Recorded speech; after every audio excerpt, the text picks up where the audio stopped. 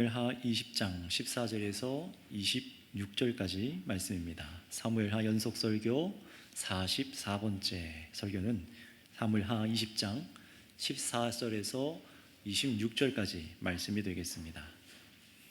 오늘 말씀으로 왕을 위한 칼과 왕을 위한 지혜라는 제목으로 설교할 텐데요, 우리 다 같이 20장 14절부터 26절까지 저 한 절 여러분 한 절 한 절씩 돌아가며 읽도록 하겠습니다. 세바가 이스라엘 모든 지파 가운데 두루 다녀서 아벨과 벳마가와 베림 온 땅에 이르니 그 무리도 다 모여 그를 따르더라.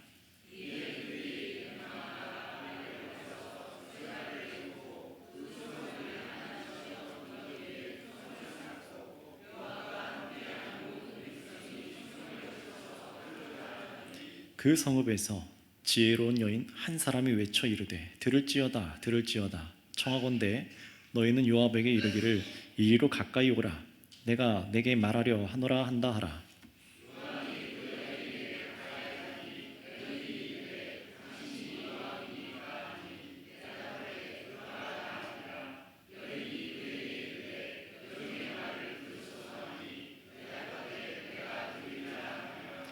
여인이 말하여 이르되 옛사람들이 흔히 말하기를 아벨에서 가서 물을 것이라 하고 그 일을 끝내었나이다.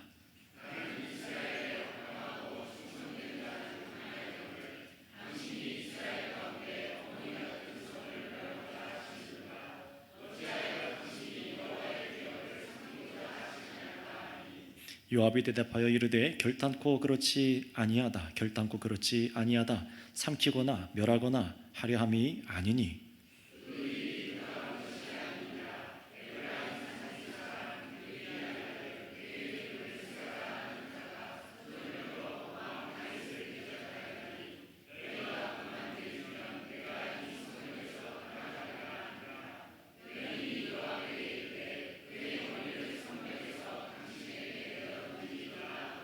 이에 여인이 그의 지혜를 가지고 모든 백성에게 나아가매 그들이 비그리의 아들 세바의 머리를 베어 요압에게 던지라. 이에 요압이 나팔을 불매 무리가 흩어져 성읍에 물러나 각기 장막으로 돌아가고 요압은 예루살렘으로 돌아가 왕에게 나아가니라.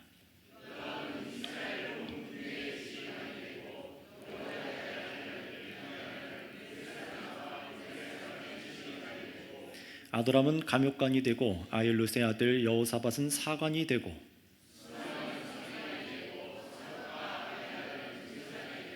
야일 사람 저입니다. 야일 사람이라는 다윗의 대신이 되니라. 아멘. 자, 하나님께서는요 우리의 구원을 위해서 성경 몇 권을 주셨죠? 66권.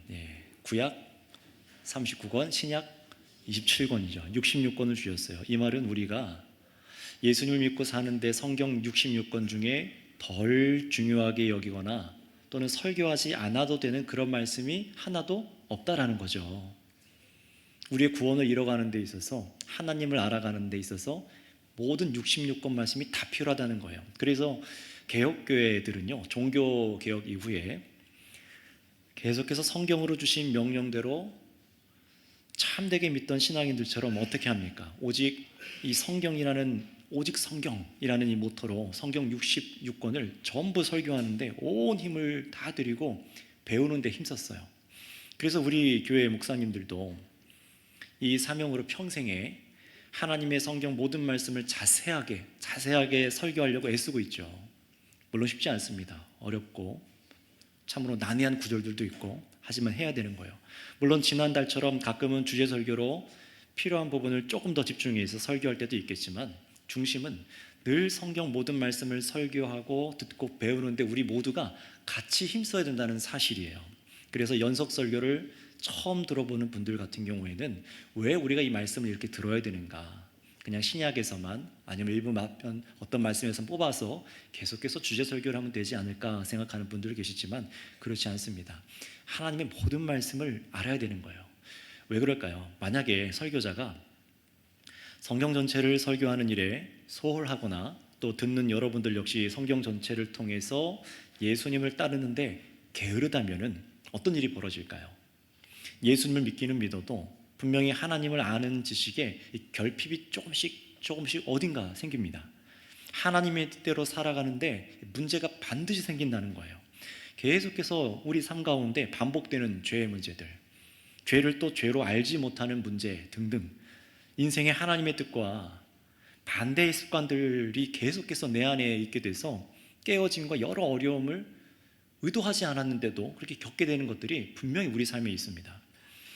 자, 제가 오늘 본문을 읽고 설교 앞서서 이런 얘기를 길게 한 이유는요, 바로 이것 때문에 그래요. 우리는 모두 다 나는 예수님 믿고 하나님을 위해 살고 있다라고 그렇게 스스로 생각은 하고 있는데, 실상은 하나님과는 전혀 어울리지 않는 일에 열심을 내고 또는 하나님 나라의 반대로 사는 오류에 빠질 수가 있기 때문입니다.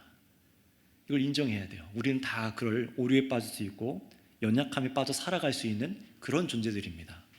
바로 오늘 본문 말씀에서 이러한 문제를 발견해낼 수 있어요. 분명히 오늘 말씀 쭉 보면은 겉으로 보기에는 여기 나오는 인물들이 사실은 다 자신의 이스라엘의 나라 하나님을 위해서 열심히 일하고 있다, 열심을 내고 있다라고 믿고 행동하고 있지만, 성경은요 오늘 쭉 나온 사람들을 보면은 그 중에 딱 한 사람, 이름 없는 한 여인만이 옳았다라는 것을 성경이 보여줄 거예요. 자, 그래서 여러분 어떤 사람이 나온지를 쭉 살펴볼 텐데 총 3가지 부류의 사람들이 오늘 본문에 나옵니다. 집중해서 한번 볼게요. 첫 번째 부류의 사람은 한번 따라해 주시기 바랍니다. 세바. 네, 세바라는 반역자 세바와 그리고 그를 따라 함께 반역한 무리들, 이게 첫 번째 무리의 사람들입니다. 이스라엘 나라를 다스리기에는 이 세바가 보니까 다윗 왕이 이제 어울리지 않는다고 생각하는 거예요. 그래서 반역을 일으킵니다. 다윗 왕이 속한 유다 지파, 12지파 중에 유다 지파를 제외하고 이 세바라는 사람이 다른 지파들을 다 꿰어가지고 이 다윗 왕에게 반대하게 만들어요. 우리 한번 14절 말씀을 한번 읽어볼까요? 본문 14절입니다. 시작. 세바가 이스라엘 모든 지파 가운데 두루다녀서 아벨과 벳마아가와 베림 온 땅에 이르르니 그 무리도 다 모여 그를 따르더라. 아멘. 세바나 이 반역한 사람들이 보기에는요, 다윗 왕은 쉽게 말해서 한물 간 인물인 거예요. 다윗 왕으로서 이 왕은 왕인데 우리가 알고 있는 것처럼 입에 담기도 거북한 너무나 더러운 죄를 진 게 이 다윗 왕이잖아요. 왕이 자기의 아들, 딸들도 게다가 제대로 가르치지 못해서 반역에 반역과 살인과 강간과 얼마나 더러운 일이 이 다윗 가문 안에 일어납니까? 그런데 문제는요, 세바와 많은 사람들이 이런 걸 보고 다윗을 거부하긴 하지만 문제는 뭐냐? 여호와 하나님께서 여전히 이 이스라엘 나라에 세워두신 왕은 다윗이었다는 거예요. 죄의 문제로 다윗과 또 이 백성들이 함께 고통받고 있지만, 그럼에도 하나님께서 처음 다윗과 맺으신 언약 때문에 하나님께서는 그에게 원하는 나라로, 하나님께서 원하신 나라로 계속해서 다스리도록 이 다윗이라는 인물을 그대로 두십니다. 하지만 이 세바와 사람들이 이거를 거절한 거죠. 그래서 20장 1절에 가보면은 다윗과 우리는 나눌 분깃이 없다, 이 세바가 그런 식으로 얘기를 해요. 다윗 왕으로부터는 하나님께서 베푸실 어떤 복도 우리는 기대할 수 없다라고 그런 얘기를 하는 거예요. 그런데 더 큰 문제가 있어요. 이 사람이요, 하나님의 말씀을 깊이 묵상하고 생각해서 그래, 다윗은 왕이 아니구나 이렇게 생각한 게 아닙니다. 어떤 식으로 결론을 내렸냐면, 이 사람은요, 배경을 보니까 불량배래요. 하나님 말씀을 따라 살지 않고 사람을 선동하는 거에 능한 사람입니다. 게다가 이 사람 출신이 다윗 왕 이전에 멸망당했던 사울 왕과 같은 베냐민 지파 사람입니다. 이 세바란 인물이요. 그러니 다윗 왕을 애초에 사실 좋아할 수가 없는 그런 관계에 있었던 집안의 사람이라는 겁니다. 그러니 이 세바와 반역한 사람은요, 하나님의 뜻도 묻지 않고 사람들을 정치적으로 막 선동해서 하나로, 그 이스라엘 민족을 하나로 만드는 데 힘을 썼던 사람입니다. 자, 그렇다면 여러분, 이 세바라는 사람, 그 결론은 어떻게 되었을까요? 과정은 좀 그래도 반역이라도 하나님을 위해서 나라를 좀 규합하려고 하면 좀 좋은 것 아닐까 생각할 수 있지만, 22절의 마지막에 보시면, 22절에 보시면 결국 목이 베어서 죽습니다. 목이 잘려서 죽습니다. 다시 말하면 열심은 냈지만 이 성경 안에서 보면은 세바의 반역이 옳지 않았다라는 겁니다. 하나님 편에서 옳지 않았다는 거예요. 자, 이번엔 두 번째 부류의 사람을 말씀드리겠습니다. 이 두 번째 부류의 사람 한번 따라해 주시겠습니다. 다윗과 요압. 네, 다윗 왕이랑 요압 장군이에요. 다윗 그리고 요압, 이 두 사람입니다. 같은 부류로 제가 지금 묶어놨어요. 한번 잘 주목해서 생각해 보세요. 뭐가 이 사람들이 비슷할까? 다윗 왕은요, 앞에서 보았던 이 세바의 반란을 굉장히 민감하게 반응합니다. 왜냐하면 이 반란을 가만히 두면은 이스라엘이 지금 어떻게 되게 생긴 거예요? 우리나라처럼 남과 북으로 갈리게 생긴 거예요. 이스라엘이 지금 나누게 생긴 겁니다. 유다 지파와 그 외에 나머지 지파로 이스라엘 나라가 둘로 찢어지게 생긴 거예요. 분명히 이 나라의 왕은 다윗 자신이지만 다윗은요, 사실 자기가 왕이라고 생각하기보다 진짜 왕으로 생각한 분, 하나님을 왕으로 생각하고 있던 사람입니다.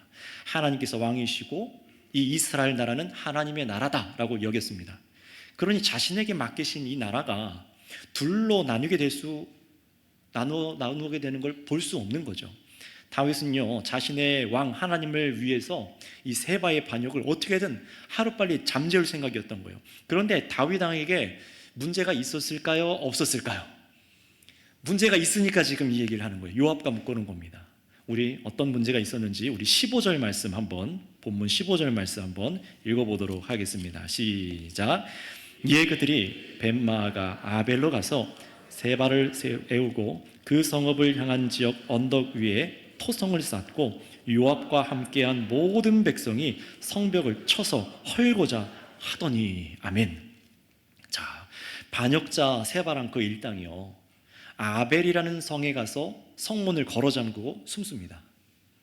요압 장군이, 이 다윗 편에 있는 요압 장군이 어떻게 했다고 기록합니까? 아벨 성읍을 완전히 박살내려고 성벽을 부수려고 옆에다가 이렇게 흙으로 높은 지역을 만들어서 이 성벽을 완전히 무너뜨리려고 하는 거예요. 지금 반역자 세바만 아니라 아벨 성과 거기에 있는 모든 무고한 사람들도 지금 죽게 생긴 겁니다. 사실 이 세바를 토벌하는 장군 요압이 이 일을 하기 때문에 문제가 더 있어요. 여러분, 이 요압 장군은요, 다윗 왕의 아주 뗄래야 뗄 수 없는 동전의 다른 면에 그려져 있는 그런 인물 같은 사람입니다. 근데 이 요압이요, 아주 잔혹해요. 굉장히 잔인한 인물입니다. 사무엘서 말씀을 잘 들어오신 분들은 아시겠지만 이 요압이라는 인간이 얼마나 잔혹하고 생명에 대해서 쉽게 생각하는지 다윗 왕이 그토록 부탁했는데 어떻게 했습니까? 자기의 아들, 반역했지만 다윗 왕의 아들 압살롬을 좀 살려달라고 그렇게 다윗 왕이 부탁했지 않았습니까? 그런데 그 요압을 가서 쫓아가서 창으로 찔러 죽인 사람이 이 요압 장군이에요. 게다가 다윗 왕이 임명했던 다른 군대 장관도 정치적으로 자기 눈에 거슬린다고 생각하니까 어떻게 합니까? 쓱 가서 끌어안고 입 맞추고 인사하는 척하면서 한 손으로는 칼을 꺼내서 그를 배를 찌릅니다. 얼마나 잔인하게 찔렀는지 창자가 다 튀어나올 정도로 그렇게 사람을 죽였다는 거예요. 눈 하나 깜짝하지 않습니다. 굉장히 잔혹한 사람이라는 겁니다. 다윗 왕도 사실 자기 아들을 죽인 이 요압을 그다지 좋아하지 않았어요. 그럼에도 정치적으로 이 다윗 왕을 위해서라면, 다윗 왕가를 위해서라면 이 요압이 수단과 방법을 가리지 않은 칼을 쉽게 시원하게 휘둘러주는 그런 사람이었기 때문에 이 요압을 무시할 수가 없었던 거예요.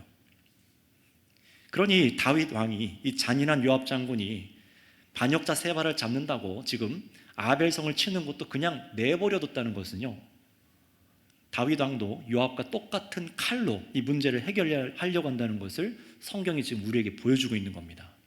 그래서 이 다윗 왕이나 요압 장군의 잘못을 성경이 고발하는데, 지금 이 아벨 성읍이 어떤 성읍이라고 성경에서 말하냐면은, 뒤에 가서 자세히 볼 거지만 이 아벨 성에 사는 한 여인이 나와서 요압 장군에게 이런 얘기를 해요. 무슨 말을 했나? 우리 18절부터 19절 말씀 다 같이 한번 읽어보도록 할게요. 18절부터 19절 말씀입니다. 시작. 여인이 말하여 이르되 옛사람들이 흔히 말하기를 아벨에게 가서 물을 것이라 하고 그 일을 끝내었나이다. 나는 이스라엘에 화평하고 충성된 자 중 하나이거늘 당신이 이스라엘 가운데 어머니 같은 성을 멸하고자 하시는도다. 어찌하여 당신이 여호와의 기업을 삼키고자 하시나이까 하니. 아멘. 보세요, 이 아벨성은요, 이방인들이 살던 성이 아니에요. 이 아벨성도 하나님께서 이스라엘 사람들에게 주신 기업이라고 하잖아요. 하나님이 다스리시는 성읍 중에 하나라는 겁니다.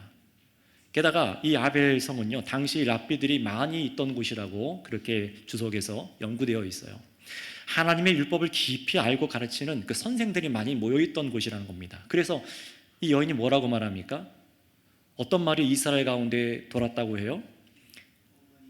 네, 왜 어머니 성이라고 말합니까? 무슨 이스라엘 사람들 가운데 백성에 무슨 문제가 생기면요, 아벨로 가서 물어라. 가서 문제를 해결하고 오라는 거예요. 아벨에 가면 많은 율법으로 사람들이 말을 해서 가르침을 받아서 문제를 해결할 수 있게 된다.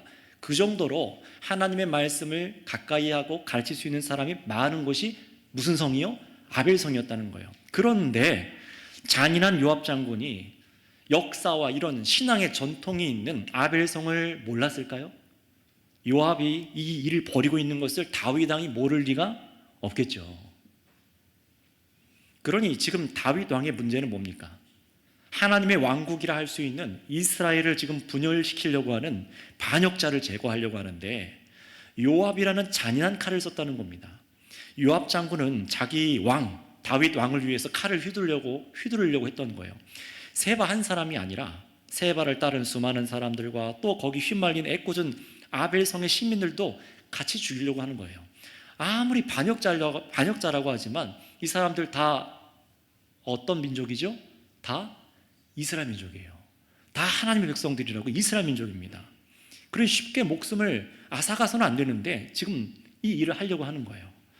그렇다면 결과는 어떻게 되었을까요? 다윗 왕은요, 끝까지 하나님의 언약 때문에 왕위를 다 마치고 후에 죽기는 하지만 굉장히 큰 범죄를 저지른 후로부터 계속해서 도저히 하나님의 이 세우신 왕이라고 할 수 없을 정도로 비참한 선택들을 계속합니다.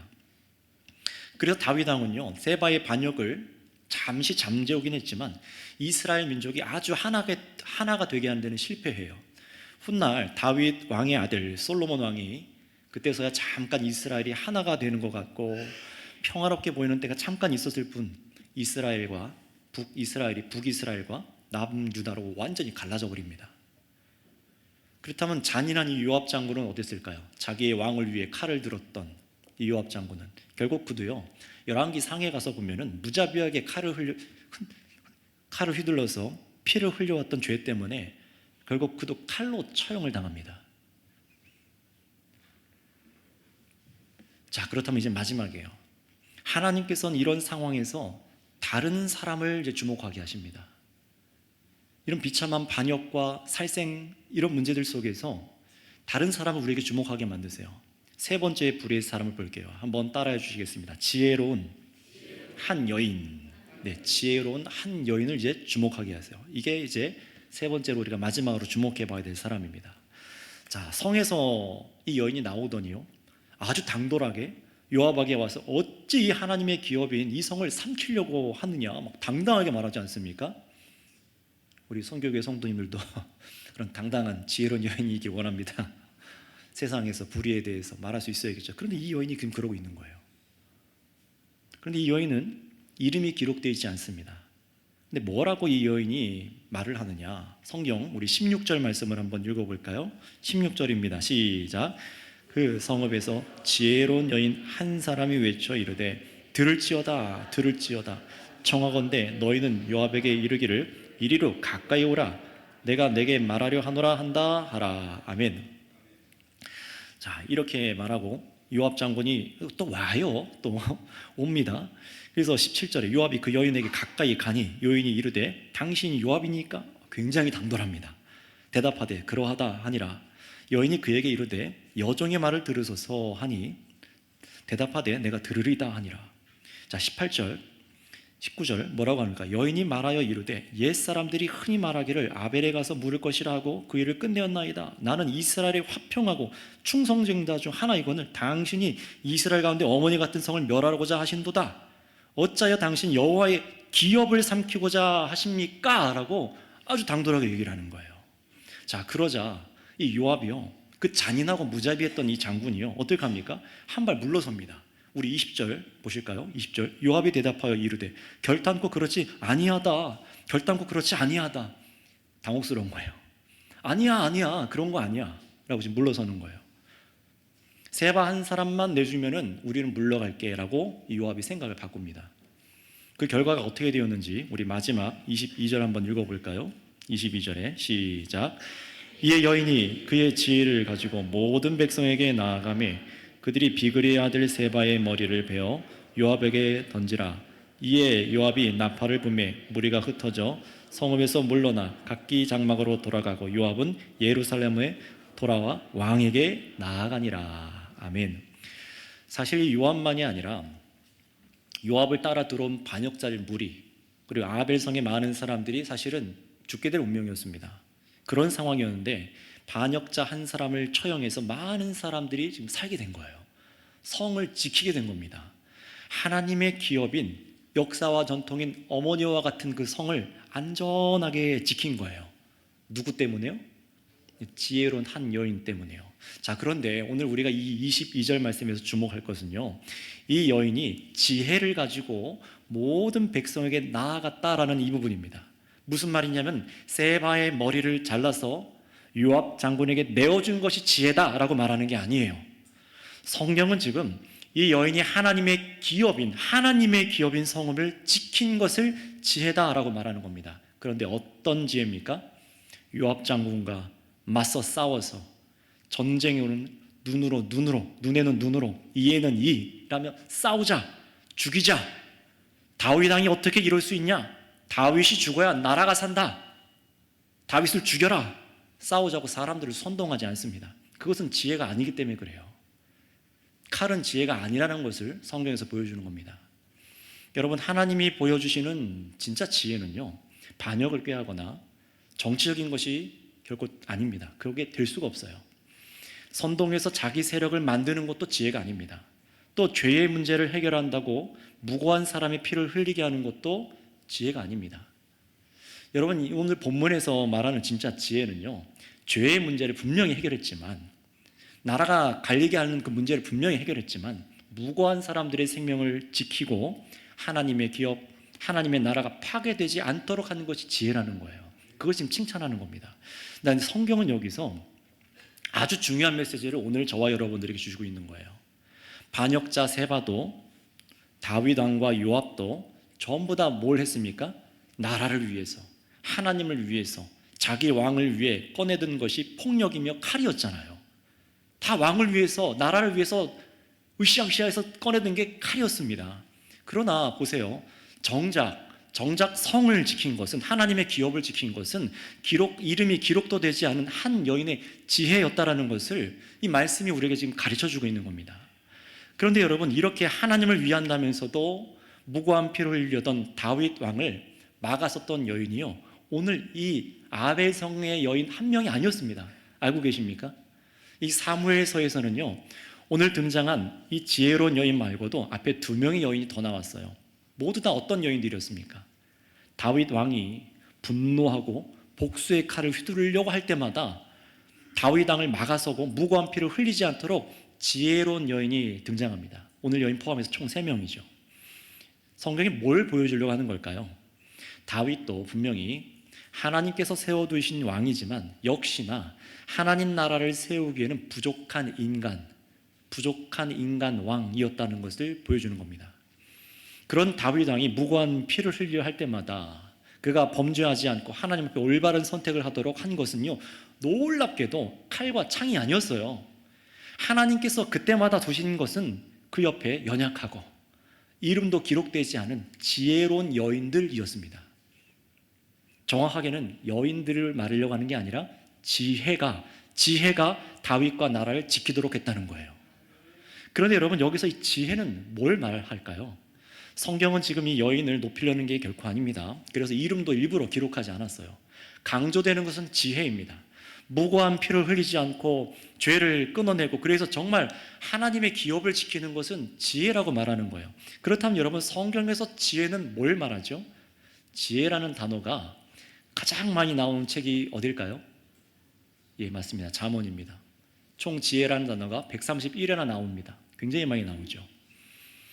사람을 정말로 지혜롭게 하고 사람과 사람과의 관계 속에서 하나님 앞에서나 사람을 온전하게 만드는 것은 지혜다라고 잠언이 가르치잖아요. 그래서 잠언 마지막 31장에 가시면은요, 지혜로운 현숙한 여인이 나와요. 여자분들이 들으면 막 화가 나는 여인인데요. 어떻게 이렇게 살까 하는 여인이 등장하잖아요.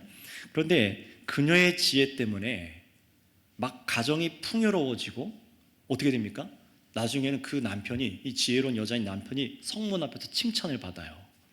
그리고 결국 뭐라고 이 잠언 31장 말씀이 끝나는 줄 아십니까? 우리 잠언 31장 31절 말씀 한번 읽어보도록 할게요. 자, 앞에 말씀을 보고 같이 읽어볼까요? 시작. 그의 손의 열매가 그에게로 돌아갈 것이요 그 행한 일로 말미암아 성문에서 칭찬을 받으리라. 아멘. 결국 이 지혜로운 여인의 지혜 때문에 어떤 일이 일어납니까? 성을 더욱 아름답게 한 사람으로 여인이 칭찬받죠. 정확히는 지혜를 높이면서 칭찬하며 잠언이 끝나고 있는 겁니다. 그런데 여러분, 이 구약 성경에서 계속해서 말하는 이 지혜가 뭘 의미할까요? 눈치를 채신 분도 계시지만 그렇습니다. 바로 예수 그리스도를 의미하는 것입니다. 하나님의 지혜, 예수님을 말하는 것이 이 잠언서예요. 하나님의 지혜가 무엇인지, 그 지혜가 왜 우리에게 필요한지, 그 지혜가 얼마나 사람을 풍요롭게 하는지, 온전하게 하는지 그 지혜를 바라보도록 하는 것이 잠언서잖아요. 그래서 신약성경 골로새서 2장 3절에서 뭐라고 말씀하시는지 화면을 통해서 한번 읽어보도록 하겠습니다. 골로새서 2장 3절 말씀 시작. 그 안에는 지혜와 지식의 모든 보화가 감추어져 있느니라. 아멘. 여기서 그가 누굽니까? 예수님이세요. 예수님 안에는 지혜가, 보화가, 모든 것이 감추어져 있느니라. 이어서 계시록 5장 12절 말씀도 한번 같이 읽어보도록 하겠습니다. 시작. 큰 음성으로 이르되 죽임을 당하신 어린 양은 능력과 부와 지혜와 힘과 존귀와 영광과 찬송을 받으시기에 합당하시도다 하더라. 아멘. 가장 지혜로우십니다 라고 찬송받으십니다. 이 예수님이요, 예수님을 말하는 거예요. 성경은요, 지금 이 다윗 왕국에, 이 다윗 나라에 가장 필요한 것이 무엇이라고 보여주는 겁니까? 칼이 아니라 지혜라는 거예요. 하나님의 백성을 정말로 잘 다스리고 하나님의 나라를 지키며 왕이신 하나님을 위해서 필요한 것이 지혜라고 말하는 겁니다. 바로 이 땅에 오실 하나님의 지혜이신 예수 그리스도를 바라보게 하는 말씀이라는 거예요. 여러분, 다윗 왕국에 일어나는 이 사건들도요, 오늘 예수님을 믿는 우리를 위해서 기록된 말씀입니다. 그래서 예수님이 뭐라고 하셨죠? 모든 구약의 말씀이 바로 나를 두고 하는 말씀이다. 신약 우리 뒤에 쭉 사도행전이라던가 서신서에서도 이 구약을 뭐라고 말합니까? 우리를 위한, 오늘의 신앙인들을 위한 교훈이라고 말하잖아요. 생각해 보세요. 단순히 이것은 역사의 옛날 일이 아닙니다. 네, 졸리는 사람에게 두드려 주는 거 좋아요. 자, 생각해 보세요. 오늘 우리는 모두 우리를 구원하신 왕, 누구를 위해 사십니까? 여러분의 왕이 누구세요? 예수님이시죠. 우리 아내요라고 하면 안 돼요. 네. 우리의 왕은 예수님이십니다. 예수님이세요. 왕이신 한 분, 하나님을 위해서 우리는 살고 있잖아요. 그런데 우리가 하나님을 위해 열심을 내는 방법을 한번 잘 생각해 보시기 바랍니다. 하나님 나라를 위해서, 교회를 위해서, 이 민족의 하나님의 뜻이 이루어지기 위해서 수많은 예수님 믿는 사람들이 다 열심을 내고 있지 않습니까? 모든 열심과 정성과 그런 것들이 다 옳은 방법처럼 보이지만 사실은 그렇지 않잖아요. 어떤 일은 지금 교회를 지키고, 오늘날 우리 한국 교회를 지키고 또 미래의 교회와 이 민족을 위해서 여전히 칼을 들어요. 왕을 위해서 칼을 꺼내든 다윗과 요압과 같이 칼로 하나님 나라를 이뤄갈 수 있다라고 생각합니다. 누구를 죽여야 한다며 그래야 나라와 교회가 산다고 정치적으로 사람을 선동해서 그렇게 일을 이루려고 해요. 기문을 부수고 욕설을 내뱉고 폭력이라는 칼로 더 큰 대의를 위해서, 왕을 위해서라면 우리 성도는 그 정도는 불사해야 한다고 교인들을 선동합니다. 교회 안에서도 잘못된 문제를 해결할 때 어떻습니까? 다른 사람이 다치든 말든 옳은 것만 이루면 돼. 나는 교회를 위해서, 하나님을 위해서 칼을 휘둘러야겠어 라고 휘두릅니다. 심지어 어떤 교회들은 그래서 자기 편이 아니라고 생각하면요, 성도들끼리 막 편을 나눠 싸워요. 정말 심하게 싸웁니다. 의자도 막 갈라가지고 딱 앉고요. 주일날도 내가 마음에 안 드는 목사를 쫓아내고 자기들이 마음에 드는 목사를 데리고 와서 강단에 세워놓는 경우도 있었어요. 우리 교회 말고요. 네, 우리 교회 아닙니다. 예전에 우리 교회에서 함께 사역했던 그 한 분 사역자가 그런 어려움을 겪고 우리 교회에 왔었어요. 말도 안 되는 일이 일어납니다. 여러분, 이건 소설이 아니라 지금도 어디선가 일어나고 있는 끔찍한 일입니다. 교회를 위해, 하나님을 위해서, 자기가 원하는 일을 위해 칼을 드는 거예요. 그러나 여러분 꼭 기억하시기 바랍니다. 하나님 나라를 위해 칼은요, 아무런 선한 것을 이룰 수 없습니다. 예수님을 지킨다고 칼을 휘두른 제자에게 주님께서는 이렇게 말씀하셨잖아요. 내 칼을 도로 꽂으라. 칼을 가진 자는 다 칼로 망하느니라. 여러분, 우리는 예수님의 본을 알고 있습니다. 지혜의 왕이신 예수님께서 어떻게 하나님의 나라가 우리 가운데 임하도록 하셨어요? 지혜입니다. 그 지혜는 칼이 아니었어요. 군대를 일으키시거나 밀란을 일으키지 않으셨어요. 오히려 어린 양이 되셔서 자신을 십자가에 내어주셔서 자기의 희생으로 죄를 처리하시고 우리를 지키시고 구원하여 주셨잖아요. 사랑으로 그 일을 완성하셨잖아요. 하나님 아버지께서 이 세상의 죄를 끊어내시고 하나님의 기업인 바로 저와 여러분들을, 교회를 지키신 것은 칼이 아니라 하나님의 지혜 예수 그리스도였습니다. 그분의 순종과 그분의 희생과 사랑이었어요.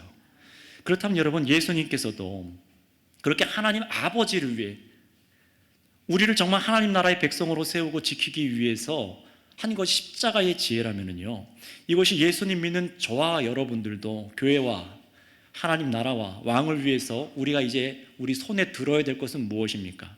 칼이 아니라 지혜입니다. 바로 예수님이 보이신 본을 따라 걷는 겁니다. 모든 영역에서요. 왕이신 예수님이 우리를 구원하신 방법대로 백성인 우리도 왕의 지혜를 즐거워하면서 따라가야 된다는 사실이에요.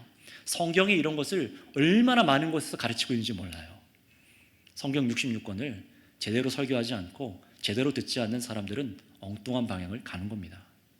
그래서요, 여러분, 세상은 자기를 지키기 위해서 칼을 들잖아요. 나를 지키기 위해서, 내 가족, 자기 무리와 사회를 지키기 위해서 칼을 들죠. 그래서 국가 권세도 하나님께서 칼을 들게 만들어 주셨잖아요. 그런데 그 폭력을, 그 힘을, 죄를 억제하기 위해서 국가들과 사람들이 쓰기보다 보통 어떻겠습니까? 다른 사람을 위협해서 내가 더 높아지려고, 다른 나라를 제압해서 자신의 유익을 위해서 더 많이 쓰고 있는 게 오늘 현재 세계 질서 아닙니까? 얼마나 말도 안 되는 그런 칼로 전쟁이 일어나고 있어요. 결국 세상은 자신들을 지키고 나라를 위해서 칼을 갖고 있지만 진정한 평화를 이뤄내지를 못했습니다. 앞으로도 불가능해요. 정말로 서로가 서로를 위하거나 세상을 지키지 못합니다. 그게 세상의 한계입니다. 성경에서 계속해서 보여주는 한계이기도 하고요. 예수님을 모르는 세상의 한계예요. 칼이 우리의 힘이다. 칼이 우리의 안전이다. 칼이 우리의 지혜다라고 여기는 거예요. 하지만 예수님을 알고 믿는 우리는 이제 어떻게 살아가야 되는 것입니까? 세바나 다윗 왕이나 요압과 같은 칼로 하나님을 위할 수는 없는 거예요.